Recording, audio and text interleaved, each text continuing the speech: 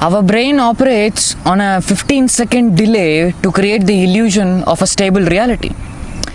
You see, your consciousness essentially stitches together the past sensory data to create now of the present.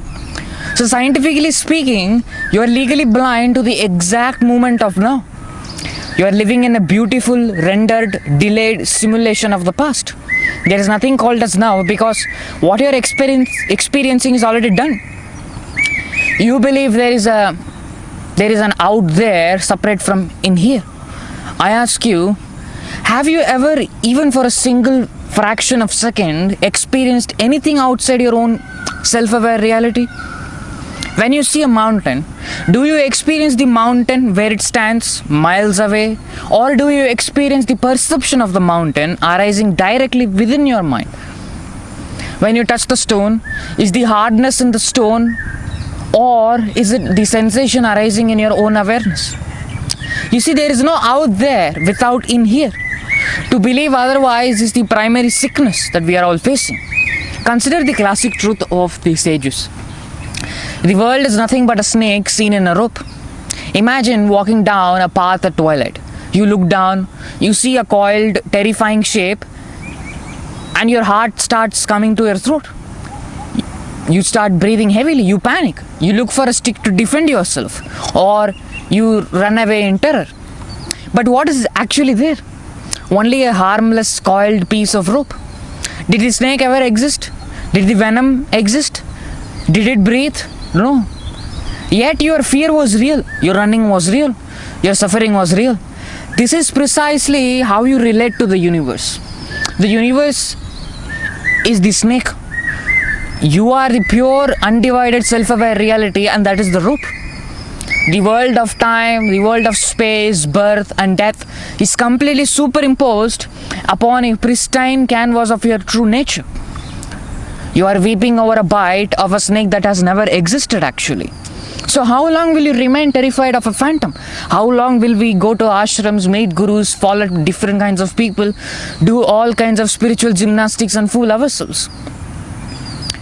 You see, let us speak of our ego, that fragile, pathetic collection of memories, labels and anxieties that we guard so fiercely. You sit there thinking, I'm a man, I'm a woman, I'm an intellectual, I follow him, I follow her, and things like that. Who is this I that we all speak of? It is a ghost actually. It is a bundle of thoughts taking themselves to be a person. You are not a person. A person is a temporary modification of elements, a passing cloud. But you are the infinite sky in which the clouds appear. Many people come and ask me, but how do I destroy the ego? How do I achieve liberation? You see, that is very absurdity actually. Look at the absurdity of our question.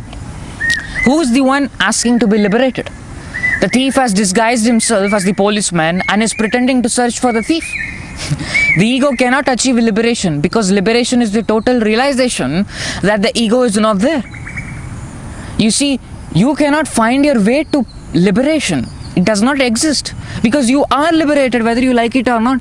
You are already free and utterly free. We have fooled ourselves by reading scriptures, by following different people, by doing meditation, by doing that technique, this technique to become liberated. It is more like bluishness on the ocean. It looks blue from the far, but when you actually get onto it and lift the water in your hand, you see water is transparent. The blue does not exist. That is exactly with our souls. The moment you look within for yourself, you do not find anything. You only see that there was only the absolute, total, purely unblemished self-aware reality. You have always been free. Your bondage is not a reality. It is the conceptual error that you are bound. You are like a man who chains his own hands together, locks the hands and legs, throws away the key, and then screams for someone to save him. We fell into the trap. We got fooled by our own assumptions and expectations in the world, and then we go cry to a guru. We go cry to a god. We go follow the feet of different people who say they grant liberation. How utter foolishness is that? You are the wave which is going to meet another wave, thinking that that wave will lead you to an ocean. We are all fooling ourselves. Saying that only through practice I will attain liberation is like a fire saying only if I meditate I can produce heat. Drop the key. You see, realize the chains are made of nothing but your own imagination. Look at how you live. You spend your entire life chasing a shadow in the mirror. You think, if I acquire more wealth, if I find perfect partner, if I master this spiritual technique, I will be fulfilled. Are you not tired of this endless game? How can a reflection in the mirror satisfy the one who stands before it? If you are thirsty, will you try to drink the water from mirage? The world cannot give you peace because the world has no independent existence to give you anything. It is a shadow play. It is a movie projected onto the screen of your own mind or the self-aware reality. Why do you keep trying to alter the movie instead of recognizing that you are the unmoving screen? You are bound by one thing alone. You think you are the doer. You think you are the enjoyer. You think your action matter to the cosmos. Even I did initially. I used to sit and cry, waiting for Goddess Devi to come and appear and wipe my tears. None of those things will happen. Because if you are in path of reality, I don't think so God will even put her eyes onto you. Because path of reality is for the people who are courage, not for weak-minded. If you are begging for few coins which is fallen down on the road, then visions, then experiences, then bliss, then God's appearing, then all those childish things will happen. But if you truly want the truth, be ready to walk on the path of thorns. Because this is not the path of roses. Roses is for those childish spiritual people. If you want liberation, be ready to be crucified. Not physically, but mentally. Hear this clearly. You do nothing actually. The body moves according to its nature. The mind thinks according to its conditioning. The senses grapple with their objects. But you, the pristine witness, remain completely untouched. The ocean does not care which way the waves toss. The sun does not care what its light illuminates. Why do you take the burden of the universe onto your fragile non-existence shoulders? You are the supreme, unblemished, silent awareness. If you want liberation, do not practice. Do not meditate. Do not renounce the world. Do not go to the forest. Practice implies a doer, and a doer reinforces the ego. Meditation implies a gap between you and the divine, but there is no gap. Renunciation implies that the world is real enough to be given up. How utter foolish of us to think that. Instead, simply no. Stand still in your own nature. If you want to do anything, be quiet. Sit in silence in such a way that your mind gets bored and merges with the reality. Dismiss the illusion here and now. The world exists only because you perceive it. When you close your eyes and go to dreamless, absolute deep sleep, where is the world? I'm not saying the world does not exist or the world is an illusion. All that I'm saying is you are not the world. You are not the illusion. It is on you that the entire illusion and the world is existing. Where do your enemies go? Where do your debts and your duties go?